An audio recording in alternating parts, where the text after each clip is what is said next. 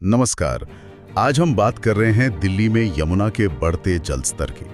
खबरें बता रही हैं कि अगले 72 घंटे काफी नाजुक हो सकते हैं। जी। हथनी कुंड बैराज से लाखों क्यूसेक पानी छोड़े जाने के बाद चिंता तो बढ़ी गई है। तो आज इसी पर बात करेंगे, समझेंगे कि स्थिति क्या है, प्रशासन क्या कर रहा है और इसके मायने क्या है। जी हाँ, स्थिति वाकई गंभीर लग रही है। जो जानकारी है उसके हिसाब से यमुना का पानी चेतावनी का जो स्तर है 204.50 मीटर उसको पार कर चुका है। अच्छा। और खतरे का निशान यानी 205.33 मीटर उसके भी काफी नजदीक पहुंच रहा है। बाप रे। हाँ, गुरुवार शाम 4 बजे की रिपोर्ट थी कि पुराने रेलवे पुल पर पानी खतरे के निशान से सिर्फ 33 सेंटीमीटर नीचे था। 33 सेंटीमीटर मतलब बिल्कुल करीब। तो ये जो 72 घंटे वाली बात है, इसका क्या मतलब है? ये इतना जरूरी क्यों है? देखिए, बात यह है कि हथनी कुंड बैराज से जब पानी छोड़ा जाता है ना, तो उसे दिल्ली तक पहुंचने में थोड़ा वक्त लगता है। हाँ, लगता तो है। तो एक्सपर्ट्स का यही मानना है कि जो पानी छोड़ा गया है उसका पूरा असर अगले 72 घंटों में, मतलब करीब 3 दिनों में दिल्ली में दिखेगा।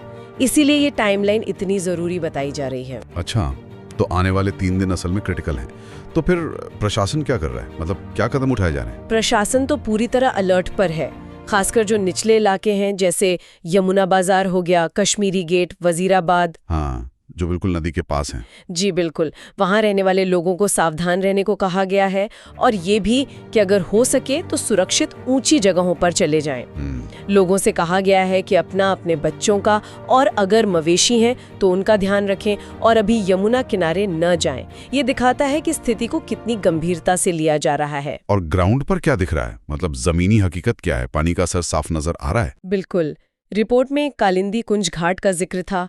वहाँ बता रहे हैं कि कुछ दिन पहले तक जो मेट्रो पिलर के पास चबूतरा जैसा बना है वो सूखा दिखता था। हाँ। अब वो पूरी तरह पानी में डूब गया है और यमुना किनारे जो नावें वगैरह रखी थी, पानी वहां तक पहुंच गया है।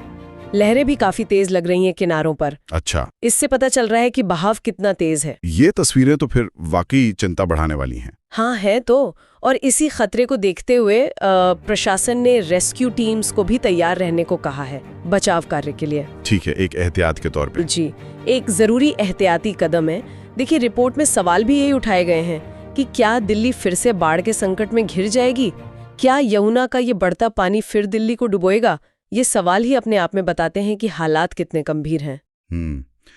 तो अगर पूरी बात को समेटें, हथनी कुंड से पानी आया है, यमुना का स्तर खतरे के निशान के पास है, अगले 72 घंटे बहुत अहम हैं और प्रशासन ने निचले इलाकों के लिए चेतावनी दी है, बचाव दल भी तैयार हैं। बिल्कुल सही, मुख्य बातें यही हैं। पानी का स्तर लगातार बढ़ रहा है और अगले कुछ दिनों तक स्थिति पर बहुत बारीकी से नजर रखनी होगी। बिल्कुल। और ये सब देखकर एक सवाल मेरे मन में आ रहा है।